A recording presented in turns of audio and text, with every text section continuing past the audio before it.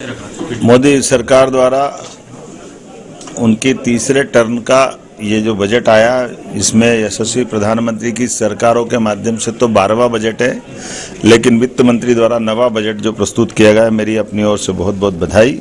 ये विकसित भारत 2047 का बजट पेश है, जिसमें गरीब, युवा, अन्नदाता और महिलाओं पर विशेष फोकस किया गया।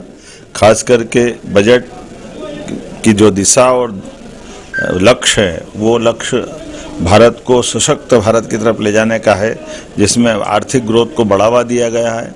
सभी वर्गों के साथ जनता के कल्याणकारी योजनाओं पर विशेष ध्यान दिया गया है। खासकर भारत को बायोफार्मा हब बनाने की दिशा में विनिर्माण क्षेत्रों के लिए रणनीतिक विकास की दृष्टि से पर्याप्त धनराशि का प्रबंधन किया गया है।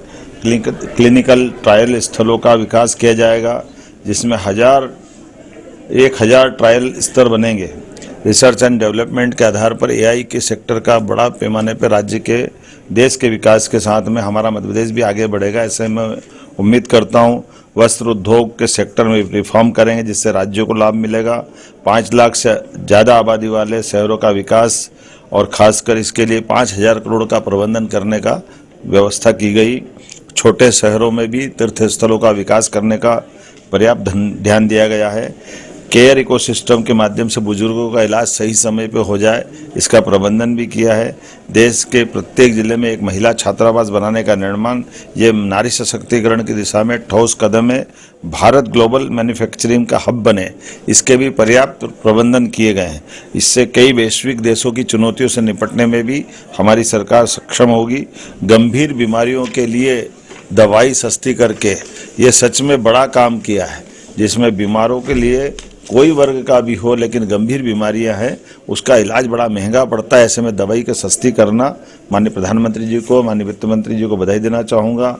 खास करके पर्यटन स्थलों पर हजारों गाइड रख करके रोजगार के नए मार्ग को ढूंढने का प्रयास किया गया है। आर्कियोलॉजी की दृष्टि से, पुरातत्व की दृष्टि से जो रिजर्व स्थान है, उनको भी टूरिज्म की दृष्टि से खोलने का जो निर्णय किया गया है, इससे हमारी प्राचीन विरासत को भी लोग जानने समझने के लिए अवसर लेंगे।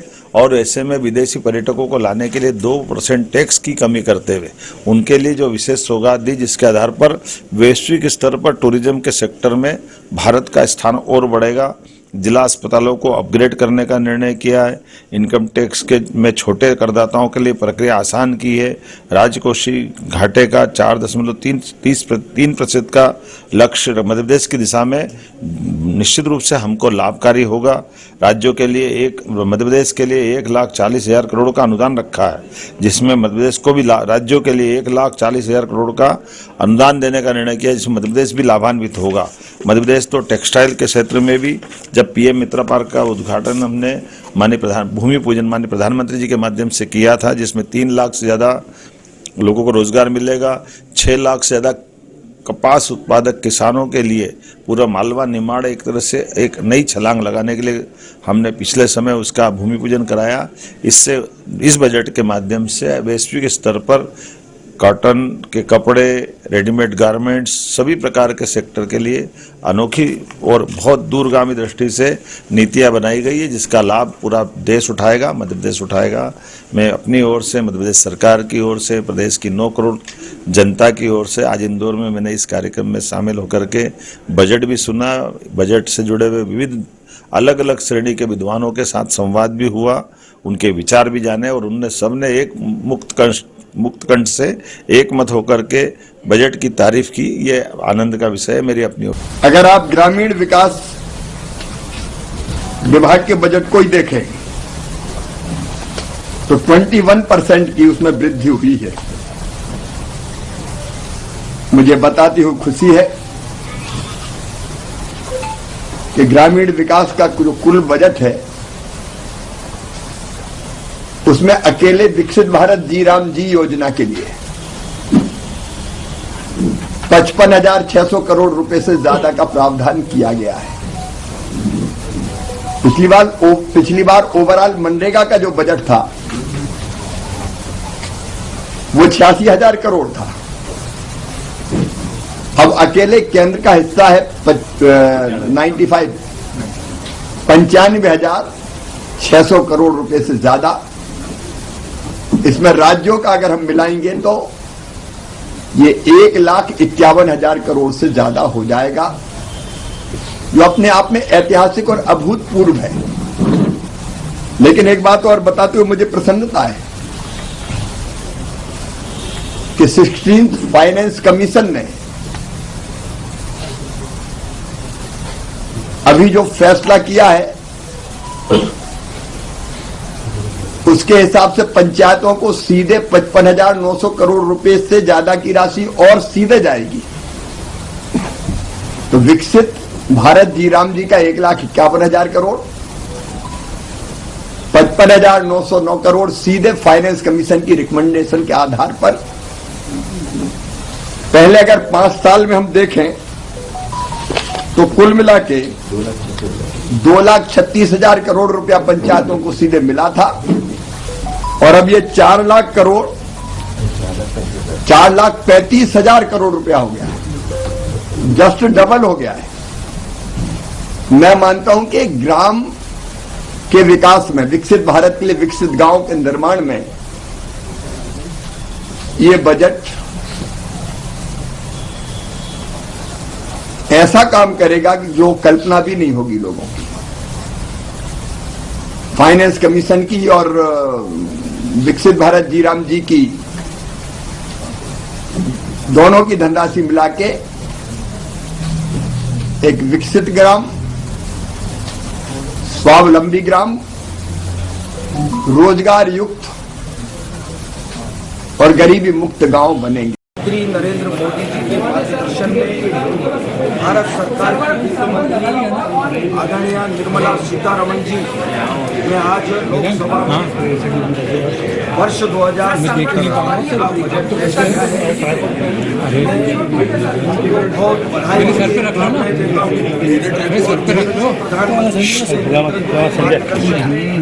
जो बजट पेश हुआ है, यशस्वी प्रधानमंत्री का जो संकल्प है कि 2047 में हमारा देश विकसित राष्ट्र यह बजट निश्चित रूप से उस संकल्प को पूरा करने वाला बजट है। मिशन 2047 जो विकसित भारत 2047 को समर्पित बजट जो 2026-27 का है, निश्चित रूप से सबका साथ सबका विकास इसी परिकल्पना को पूरा करने वाला यह बजट आज पेश हुआ है। विभिन्न क्षेत्रों में जैसा कि मोदी जी ने 4 वर्गों के बारे में बात की है, गरीब, किसान, युवा और महिला, 4 वर्गों के बारे में। तो मुझे लगता है कि आज जो बजट हमने सुना है, निश्चित रूप से सबका साथ सबका विकास इसी परिकल्पना को पूरा करने वाला यह बजट है। मुख्य रूप से बहुत सारी बातें, जैसे बहुत गंभीर बीमारियों के लिए भी उन्होंने घरों में छूट दी है। जो सीमा शुल्क लगता था उस पर, जो गंभीर बीमारियां होती है उस पर भी सीमा शुल्क पर काफ़ी छूट है। घरों में भी बहुत सारी छूट इस बजट में हुई है। और निश्चित रूप से एक बड़ा जो राष्ट्रीय जलमार्ग, 20 राष्ट्रीय जलमार्ग भी नए शुरू करने का भी उन्होंने आज इस बजट में प्रावधान किया है। और भी अनेक ऐसे प्रावधान किए, गांव, गरीब, किसान, मजदूर, महिलाएं, सभी वर्गों का सर्वस्पर्शी सभी वर्गों को छूता हुआ यह केंद्र का बजट है। मैं निश्चित रूप से एक इस अवसर पर यह जरूर कहना चाहूँगा कि पूरे देश में भारतीय जनता पार्टी ने यह व्यवस्था की है कि आज इस 26-27 का जो बजट पेश हुआ है, इसको सभी जिलों में, प्रदेश मुख्यालय पर भी, जिले में, मंडल स्तर पर हमारे पदाधिकारियों ने, कार्यकर्ताओं ने बैठ करके स्क्रीन लगा करके इस बजट को सुना है और गंभीरता से इस बजट को देखा है। निश्चित रूप से पूरी भारतीय जनता पार्टी के सभी पदाधिकारियों ने, कार्यकर्ताओं ने आज यहाँ पर उसी कड़ी में भोपाल कार्यालय पर भी हमारे अनेक वरिष्ठ जन, मंत्रीगण, विधायक, सांसद आज सभी यहाँ पर मौजूद थे। भारतीय जनता पार्टी के हमारे जिले के प्रदेश के महामंत्री भाई राहुल जी, हमारे मीडिया के प्रभारी आदरणीय आशीष जी और भी हमारे कई पदाधिकारी आज इस कार्यक्रम में मौजूद थे। और मुझे खुशी है इस बात की कि जो बजट आया है वो जनता का बजट है, जनता के लिए है और जनता को समर्पित बजट है। इसलिए यशस्वी प्रधानमंत्री जी को भी हम बधाई देते हैं और भारत सरकार की वित्त मंत्री निर्मला सीतारमण जी को भी हम बहुत बहुत बधाई देते हैं, शुभकामनाएं। सर विपक्ष कह रहा है कुछ भी नहीं है, किसानों के लिए इनकम टैक्स में कोई राहत नहीं दी गई है। इतना बेहतर बजट, मुझे लगता है कि इसी से वो विचलित होकर के ये विपक्ष बात कर रहा है। बहुत बड़ा बजट प्रस्तुत किया है और ये जनता के लिए, जनता को समर्पित और सबका साथ सबका विकास,